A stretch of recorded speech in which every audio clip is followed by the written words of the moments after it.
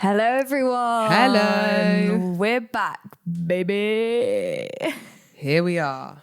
Back again. Here we are. Guys, not gonna lie, we did just film an intro to this podcast, but I ended up telling a massive ramble of a story about pointless blog and Zoella. So we're starting again. Woo! Woo! How are you, Soph? I'm good. Feeling fresh on this Monday morning. Nothing much to report. Just feeling good. I was watching this reel on the train that I was just telling Rach about. Oh, it's just cracking me up, guys. It's basically a reel that someone had taken from a YouTube video where this woman had done like a vlog or something and her dog had died and she'd basically forgot to cut the end off. So she's gone, okay, guys, so like see you next week. Puts her hand over the camera, pulls it off, and is basically doing the bit where she's trying to do the thumbnail, but she's forgot to cut it off the video. And Do you think she actually forgot? I don't know, maybe she didn't and thought this is my moment to just get a bit of attention. Yeah. But basically, it's her in the car with her like 7-year-old son who's actually crying because the dog's died. And she's like, come here. Act like you're crying.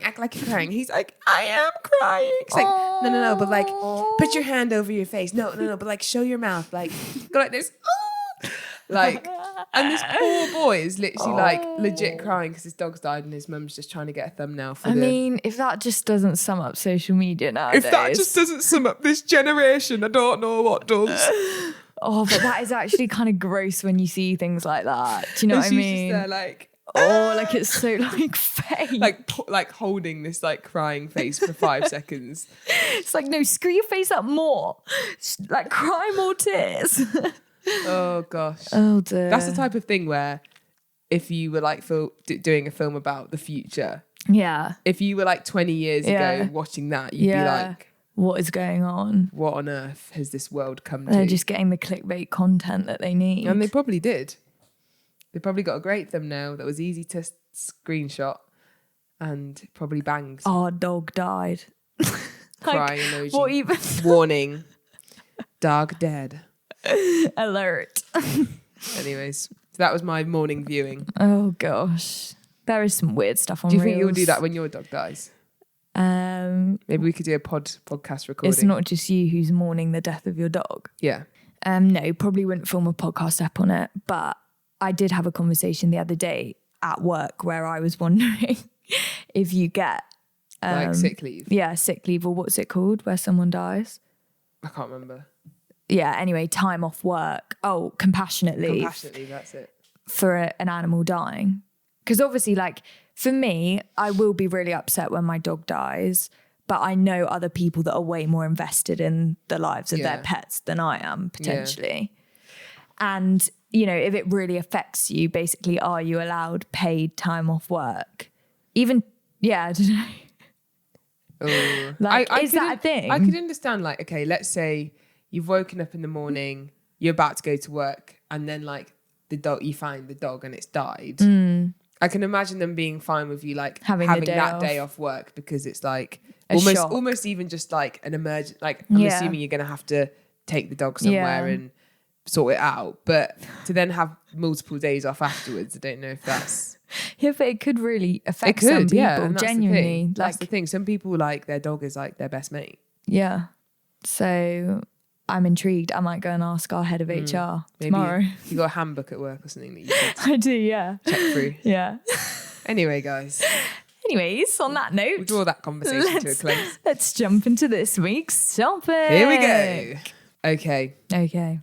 So this week's It's Not Just You topic is it's not just you that doesn't want your mate to have other friends. Or like struggles with your friends having other friends vibes. Those kind of chats are going to be had on the podcast today. I'm reading it off the laptop screen. Even just looking at it, I'm like, it's pretty gross, isn't it? Like even just as I was reading it, I was like, I don't want my friends to have any other friends. I hate my friends having other friends. And it's that weird thing where it's really gross to admit and even say. But I think it's a reality for a lot of people where I know loads of people have struggled with a close friend or a friend in their life and seeing them make other friends or have other close friends. And it's like this weird feeling of comparison, insecurity, fear, jealousy. All You got these the green things. jumper on for jealousy today. Thought I dress appropriate. Yeah. So yeah, we're just gonna dig in. We're gonna dive in. We're gonna dig in. Dig in, is that a word? Is that a phrase? Yeah, dig in. Yeah. Get your spade out. Yeah. Spades out. Spades Ready out. to go. As we dig into this. Okie dokie. Let's start with a bit of vulnerability from Rach. Oh. And Soph. Okay. Otherwise known as Soph and Rach. Only in that order, please. I mean, yeah, I think like you say, most people, if you have had close friends throughout your life, will probably have at times felt a little pang of, when they begin hanging out with other people or have other close friends. But I know for me, particularly at school, this was a struggle. Yeah. This was a real struggle. Yeah. I think because I've always been someone that has had a particularly close friend. So like even in primary school, had a best mate, throughout secondary school, and then like coming to uni, met Soph. I don't really know why that's always been the case in terms of it's not been intentional, like, right, let me find my person. But I think, I don't know, I've just met people that I get on really well with, have formed a kind of deep, close friendship with. And then I think, yeah, that's obviously such a beautiful thing. But then I think particularly primary, secondary school, that then brings up like the possibility of struggling with them having other friends. Yeah. But I know particularly in primary school, guys, gosh, that was a journey. I used to get so like, I think my emotions were basically determined by like one or two friendships. And a big kind of trigger within that was if they were hanging out with other people, my little year 6 brain just couldn't cope with it. Aww. Like it would literally just be me absolutely having meltdowns, like feeling left out, feeling insecure, feeling like my friends might prefer other people to me. And I spoke about it actually once before in a YouTube video. Like I remember my dad actually having to sit me down and give me quite a stern, just like reality check of like, it is okay for your friends to have other friends, because I was so worked up about it. And, you know, just reminding me that just because, you know, my friends at the time had other friends didn't mean they didn't want to be friends with me. Yeah. But I think like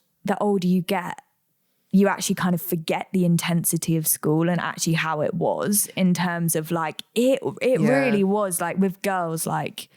But I think what's also different about school is I think where you mature and hopefully people are less malicious or sometimes like trying to actually do stuff to intentionally hurt friends or I don't know. I'm just basically envisioning and remembering the days of like BBM. Yeah.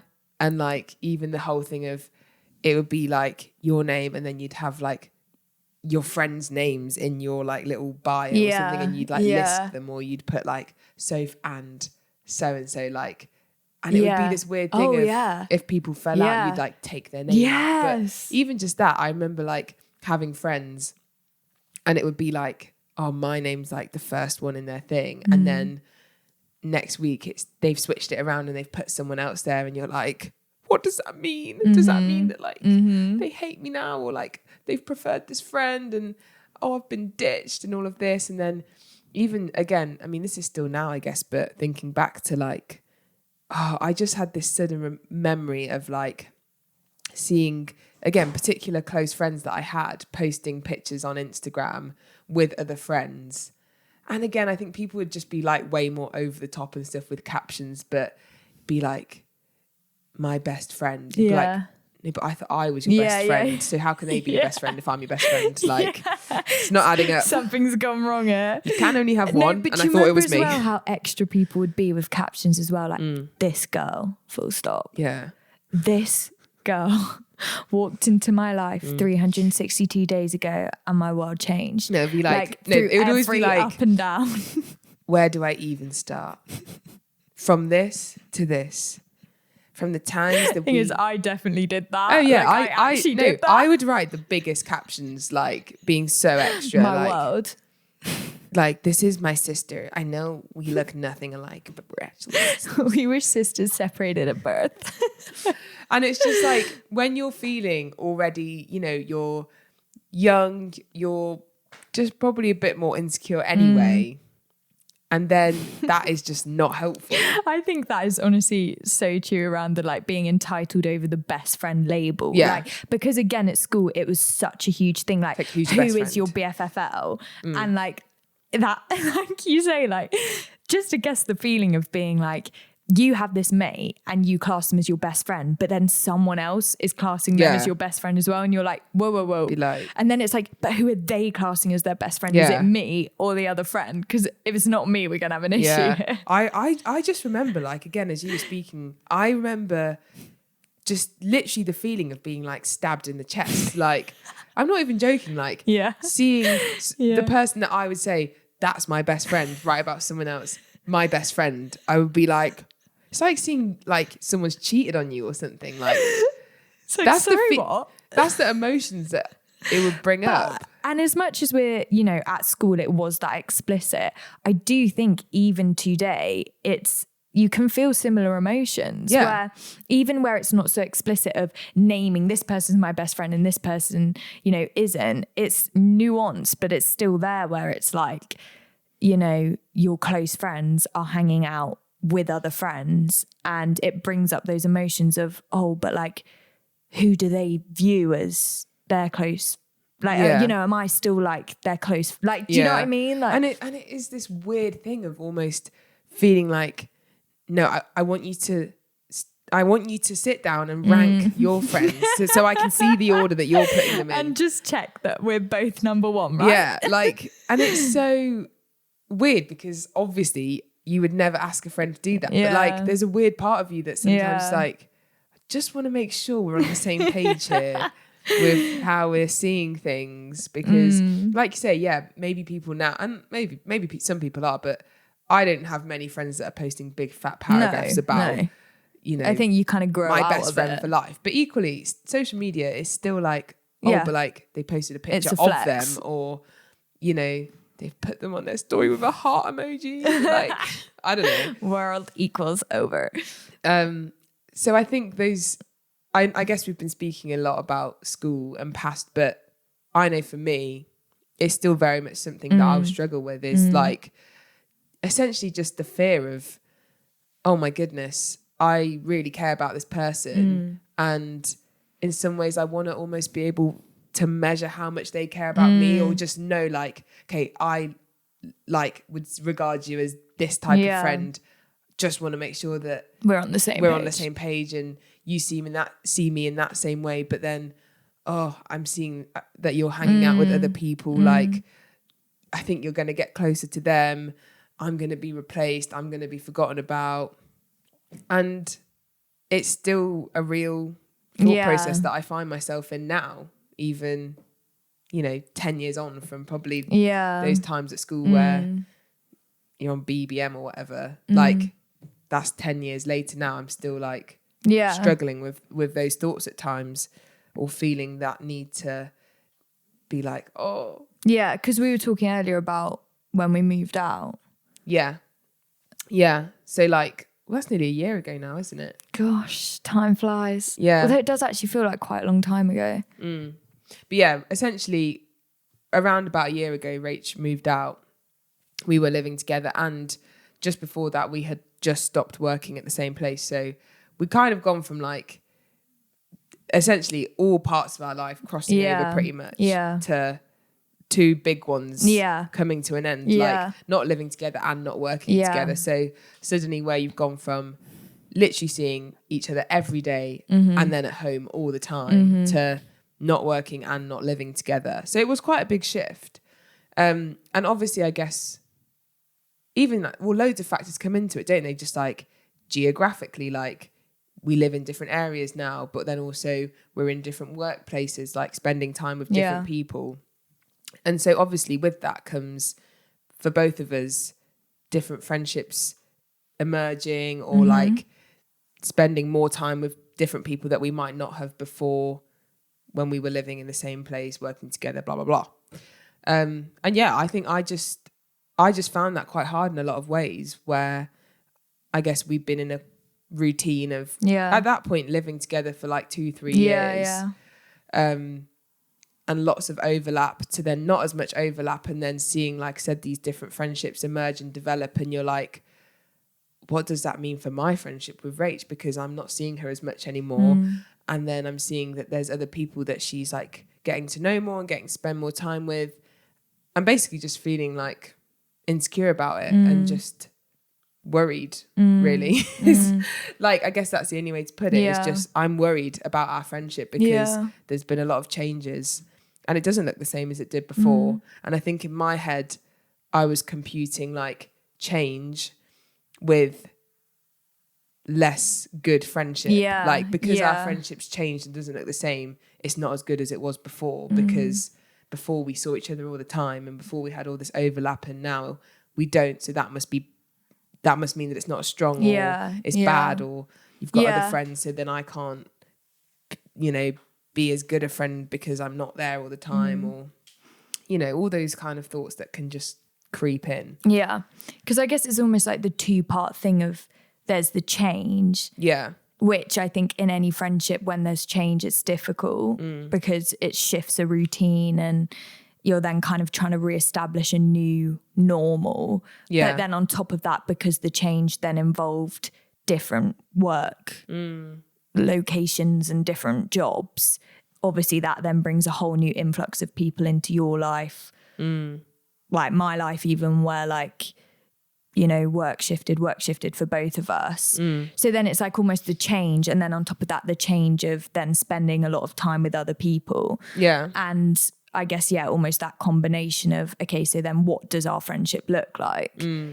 But I think over time it's almost just, adjusted to a new normal. And you kind of learn what that looks like. And you I think you go through the highs and the lows and the ups and the downs of like having those insecurities. But then as like, I guess our friendship almost, like I say, established a new routine. It's then like, oh no, I feel more secure now. I can see how this all fits together. Yeah. And I think massively it's just, I guess, a way of wanting to control.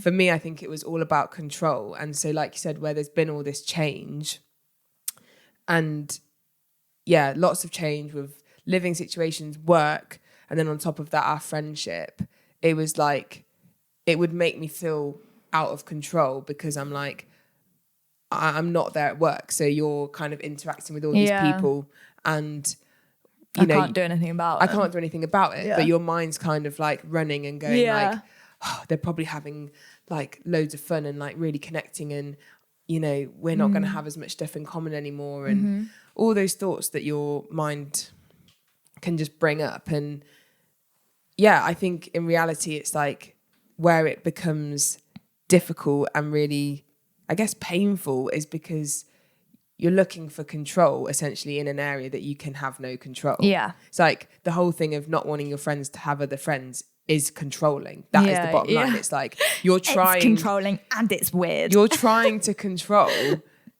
your friendship with that person by making sure no one else can be involved. And so that is the only way I can 100% know that we have a strong friendship.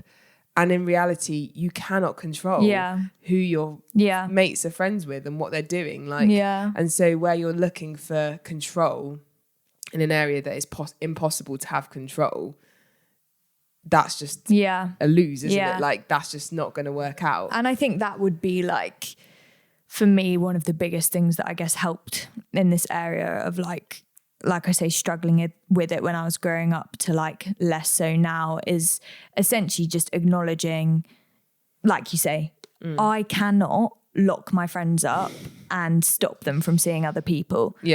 Every friend is going to have other friends, and that's good and that's healthy and that's a normal part of life. It would be very weird if people only interacted with one person for their entire life. Like you said, it's and like, everyone can rationalize that. That's the thing. It's like everyone, and like for me, speaking for myself, I'd be like, well, I want to have more than one friend. So why do I? It's like, and also even like you say, is something as simple as, let's say you and I, it's like, of course you need friends at work and we don't work together. So it's like, you're going to have other friends. Yeah. So it's like, it's basically just realizing there's nothing I can do like to stop this person from having other friends. And then on top of that, beginning to view it in this healthy way of like, it's really good that they have other friends. And I think even like Soph and I were talking about earlier,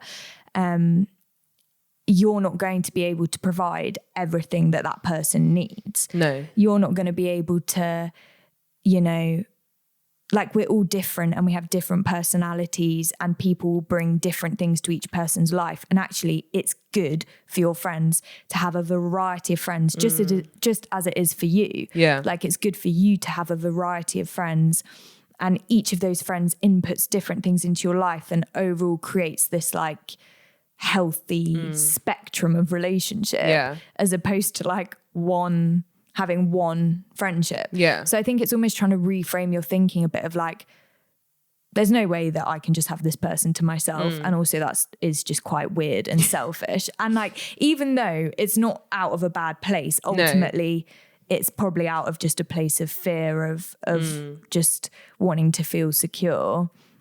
It's not going to happen. So how can you begin to just let go of that kind of control? Yeah.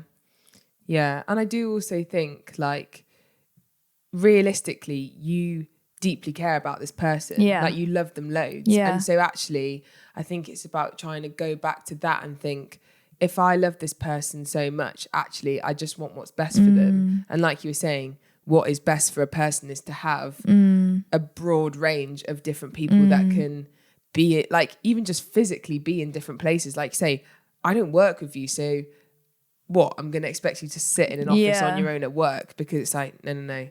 Like, do you know what I mean? It's like, I want you to be able to have friendships with the people that you work with and friendships, you know, when you go home and you've got friends that you grew up with and hang out with them. And I don't know, I just feel like it's trying to put your mind back in that space of, no, I really love this person and I want what's best for them. And what's best for them is to be able to have people surrounding them that can love them in all different ways. And I just can't offer that to you. I can't be a friend in every place, every space, bring every personality trait, like. Yeah.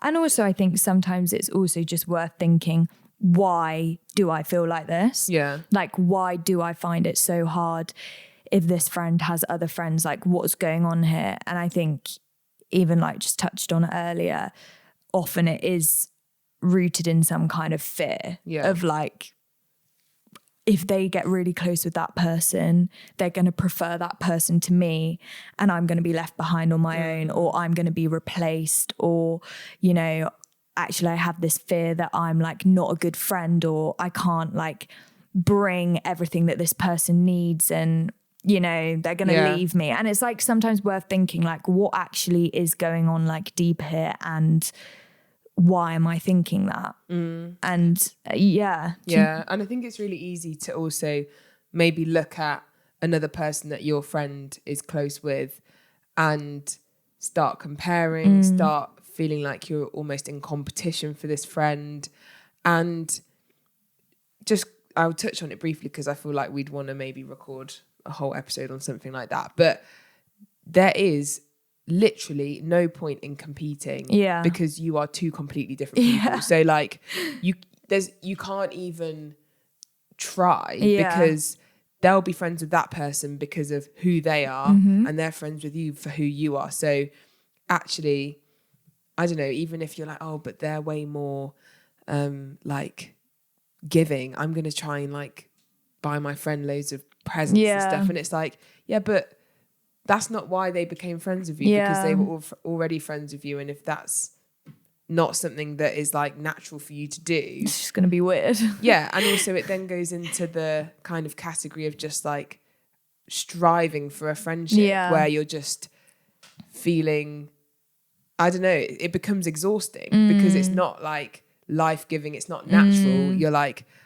You're almost treating it like a job. Like, okay, what do I need to do to be a good friend? Well, that other person did this for them, so I need to do something that like trumps that. And then, you know, this friend took them here, I'm going to take them somewhere even better. And oh, this friend like you know, is funny, I'm going to be even funny. Like whatever it is, like it's exhausting and pointless. And and basically it's about you becoming secure and knowing like, this is who I am. This is what I bring to this friendship. I'm not going to be able to bring everything, but I just have to trust that, you know, they like what they see in me as a friend and I like what I see in them as a friend, and that's our friendship. And our friendship's never going to be the same as their friendship with anyone else. It's its own unique thing. So I guess once again, it comes back to comparison, where it's just like, oh, we just got to stop it, man. It's so hard. But again, like if you were in isolation with that mate and all you knew about was your friendship with them, you wouldn't have those thoughts, would you? No. And I think... But we're not in isolation. Yeah, we're not. Something else that's kind of just come to mind as you were speaking though was around the whole thing of kind of knowing what you bring to a friendship and feeling confident in who you are and that the person just loves you for who you are. I think weirdly though, sometimes you can almost think that, you know, your friend has made a list of your qualities and characteristics. Like, I'm friends with Rach because she's this, this, this, this, and this. And obviously I could list things that I love about you, but I think friendship is like way beyond that. You're like, I just enjoy being around you. Do you know what I mean? It's not like this checklist thing of like, they have this, this, and this, so I'm going to become friends with them or I'm going to stay friends with them. You're like, we've just gone through life together. Yeah. Do you know what I mean? Yeah. And so actually that holds a lot of weight, and actually it's not like, oh, there's a list of my qualities and then there's a list of someone else's qualities, and then they compare them next to each other, and however, whichever one has better ones gets like bumped up or bumped down. It's like, actually, it's like time spent with a person and, you know, all the things that you kind of can't even describe of just like, oh, we went through this thing together and we shared in that. Yeah, no one else can ever do that. Because that was at that time, at that moment. Unique. So it's remembering that as well, I think.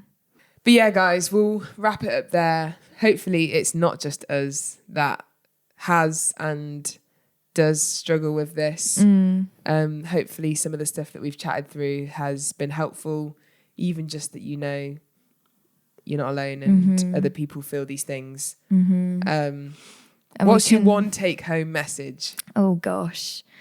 I think, like I said, the biggest thing that has helped me in this era is knowing I can only bring what I can bring to a friendship. And I can be who I am. That's all I can do. And I think just already acknowledging before even like beginning friendships or whatever, of course they're going to have other friends, and of course their friendships with other people are going to look different, and that's okay. And just trying to be confident in my own friendship with that person and what I bring, and not even attempting or trying to be anyone else, because you can't be. So it's just like, yep, they're going to have other friends, but this is my friendship with them.